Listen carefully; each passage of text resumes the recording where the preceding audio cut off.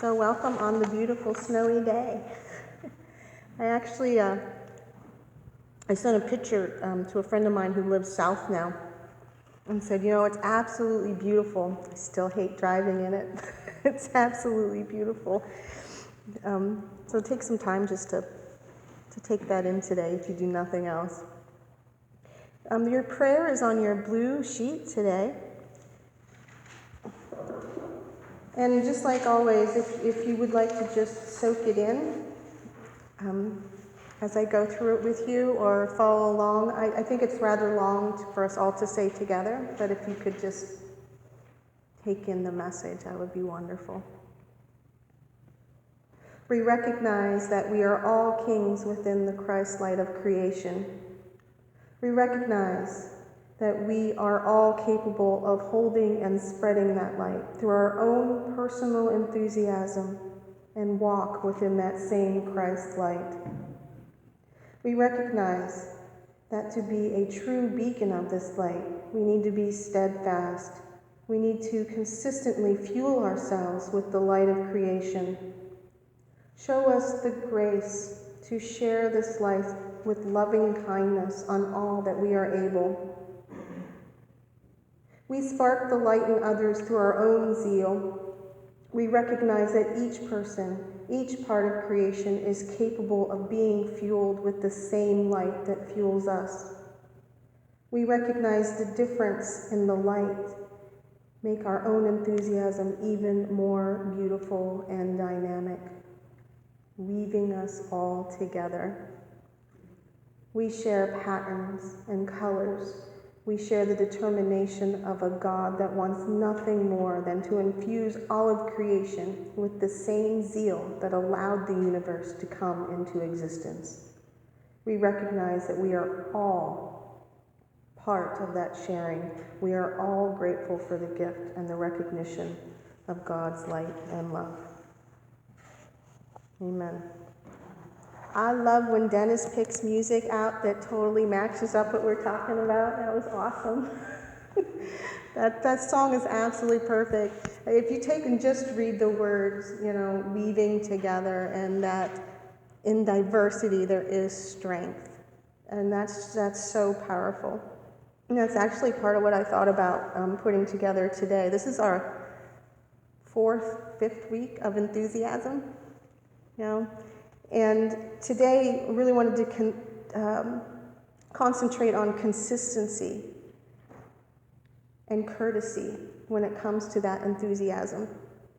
And for me, the consistency is allowing not just the full expression always, but allowing yourself to grow in the knowledge and the wisdom of that expression.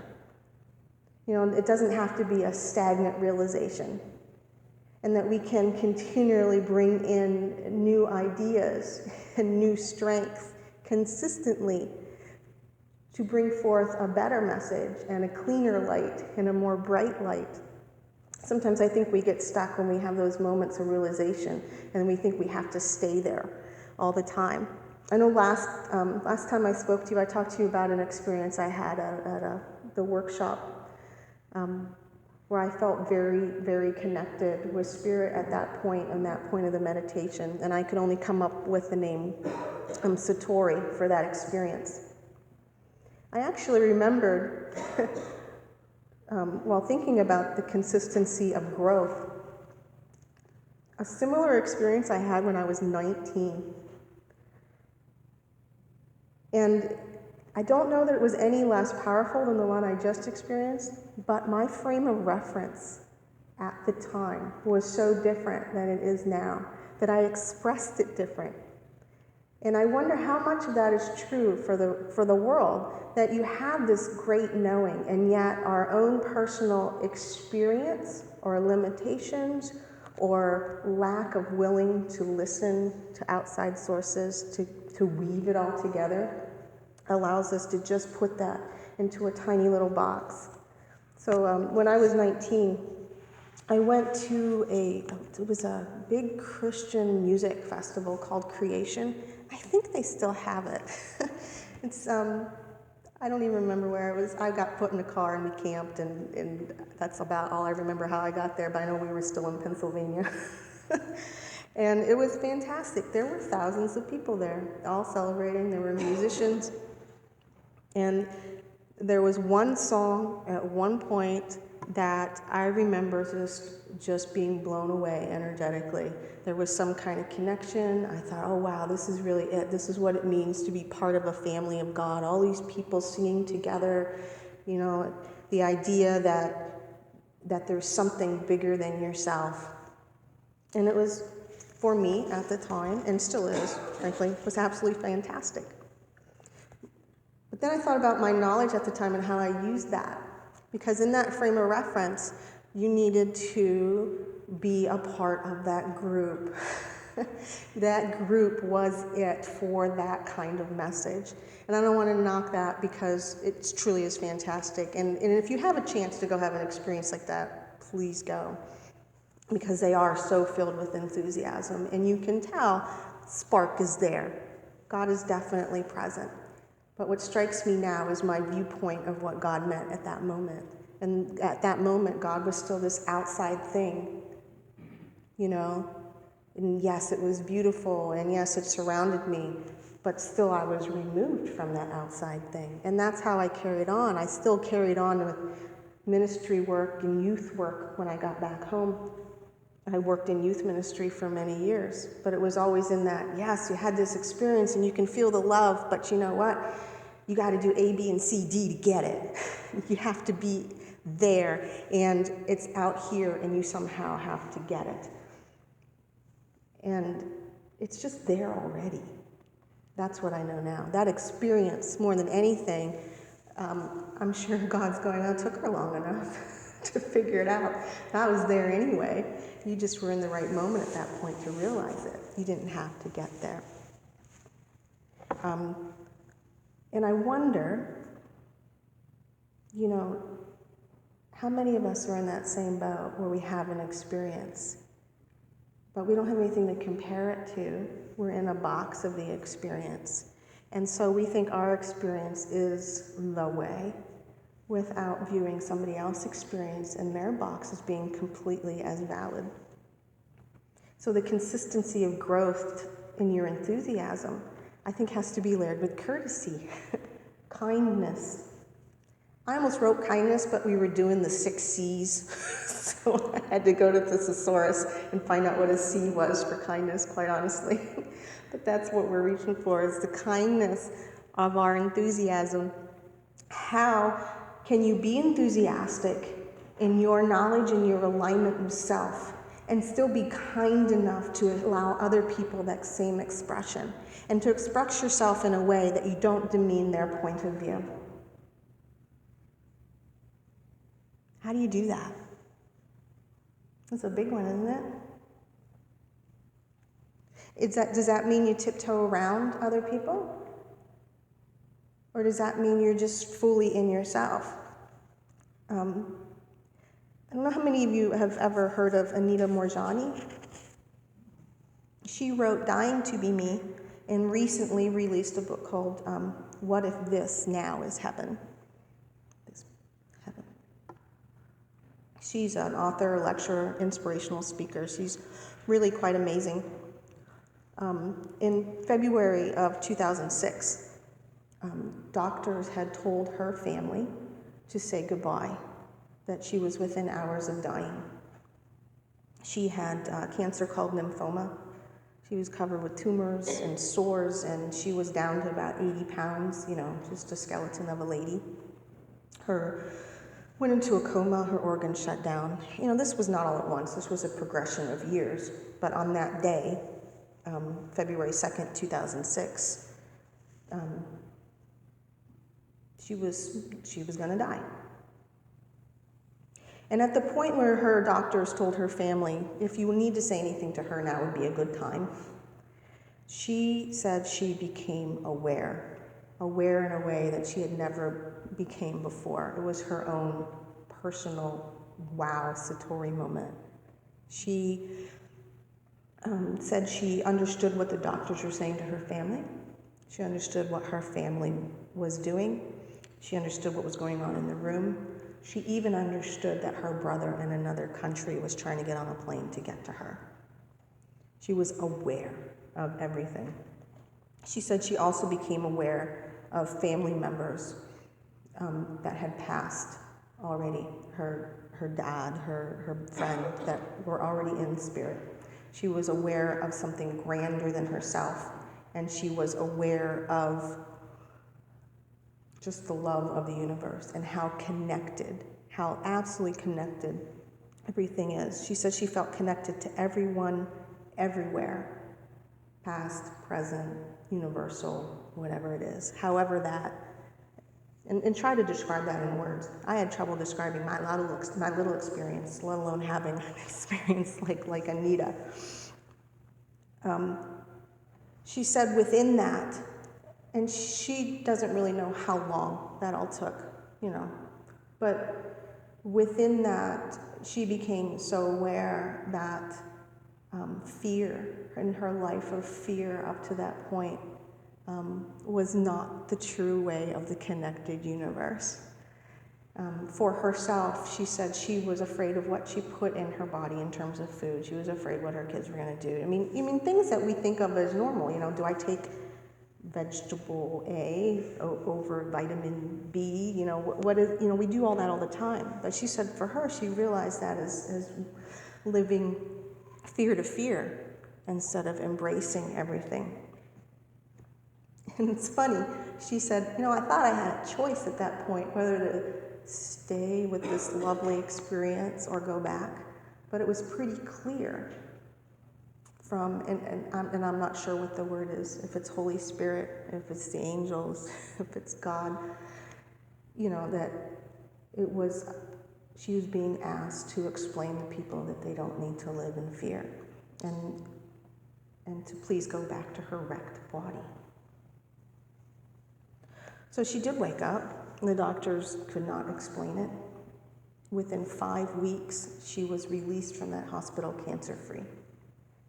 Now, she had a very long road. She was down to 80 pounds. It wasn't like a click of the light, and she's bright and cheery. You should see her now, though. She's quite amazing. But for her, that she had to immerse herself in an experience like that to understand how connected everything was. And she's dedicated her life since then to try to explain that to everybody. And I'd like to give her example. This is not my example. It's totally her example. But I love it.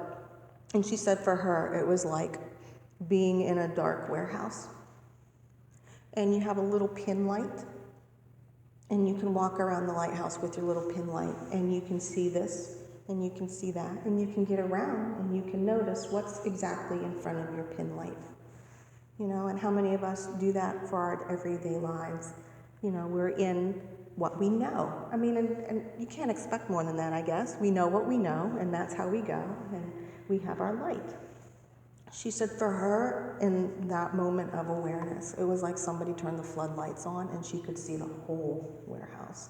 She could see all the brands, all the colors, all the shelves, all the little critters running around the floor, all the dust specks, everything, all at once, and seeing how it was all in the same place and it was all part of the same thing. It was just categorized in different ways that we only can see a little at a time.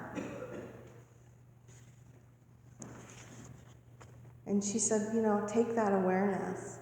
And then for her now, when she woke up from her experience, she's back to the pin light. She's like, but she knows now. You can't go back once you've seen the floodlights come on. So do we all need that kind of experience to know there's something more than the pin light? Wouldn't it be neat to think about that we can allow that there is more and be aware that we can understand more? And focus our enthusiasm more, broadly. I thought about what she said with the warehouse. I thought about even everyday things. My oldest son is colorblind. And you think about that, I always wondered, how does that work for you? We didn't know he was colorblind at first. Years we didn't know. we knew his favorite color was yellow. And here we laugh now because it's the only color he can really see and identify. So of course it was his favorite color, But we talked once about a rainbow, and I'm, describing. He's like, "Wait a minute, you mean there's not gaps?" I'm like, "What do you mean gaps?" So for him, he can see the yellow. And I forget what else he told me he can see, but he can't see the whole spectrum. So for him, the rainbow is gaps. Think about that. I think a lot of us see the world in a rainbow full of gaps, And then what would it be like? Someday I'm going to get him one of these glasses. The glasses they have now you can put on. That's my big goal, is to get him a pair of those so that maybe he can fill in some of the gaps. But I think we need to make our own glasses somehow for ourselves to fill in those gaps. Being willing to talk to people, to just listen to people. Many of you know I did not get to go to Viola's celebration of life, but many of you know she passed recently. And I thought about that, and I thought, wow, she gave me probably one of the best gifts because she let me listen to her. I can remember once in the coffee house, when the coffee house was in Edinboro. She came and she sat with me, and she asked if she could experience a prayer or a healing with me. And I was like, oh, wow, yeah, we'll do that.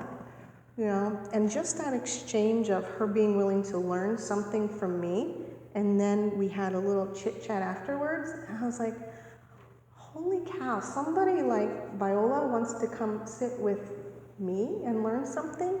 I was blown away. And then the exchange afterwards, and to learn a little bit about her history and her viewpoint, and how Anita says for herself to live fearlessly is how she would want. That's her expression now, is to teach people how to live fearlessly, to know that there's so much out there to enjoy and not to fear it. And Viola gave me a little bit of that, because for me, she was fearless. She was just her. It was absolutely amazing to me that somebody could just be her with no apologies. It's fantastic. So how do you do that, though, without trampling on somebody else? How can you be you? And the only way I can think of is with kindness, with pure kindness. You love yourself. You know how you would like to be treated. You think it's wow, somebody wants to come and talk to you and learn about you. Do the same for somebody else.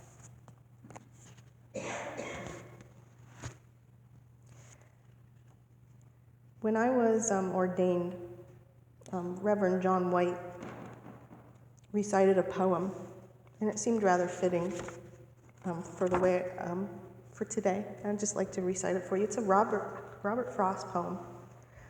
It says, 2 roads diverged in a yellow wood, and sorry I could not travel both. And be one traveler long I stood, and looked down as far as I could to where it bent in the undergrowth. Then took the other, just as fair, and having perhaps a better claim, because it was grassy and wanted wear. Though as for that, the passing there had warned them really about the same. And both that morning equally lay in leaves, no stop had trodden back. Oh, I kept the first for another day, yet knowing how one way leads into another way, I doubted I should ever come back. I shall be telling this with a sigh, somewhere ages and ages hence, 2 roads diverged in a wood, and I took the one less traveled by, and that has made all the difference. So I would challenge you, take a little less comfortable road. Find out something new. Know that there's more out there. Be kind while you're going. Search around. Alan Watts says, and I'm just going to totally quote him, what I am really saying is that you do not need to do anything Because if you see yourself in the correct way, if you see yourself as a total light of creation, and know that others are the same, you are all as much extraordinary phenomenon as nature, as trees, clouds, the patterns in running water, the flickering of life, the arrangement of stars, and the form of a galaxy. You are all just like that, and there is nothing wrong with you at all. You are all the universe. You are all the universe manifest, figuring itself out. Enthusiastically go with that. Just know that everybody else is doing the same thing. Layer of kindness. And keep learning. Thank you so much. God bless.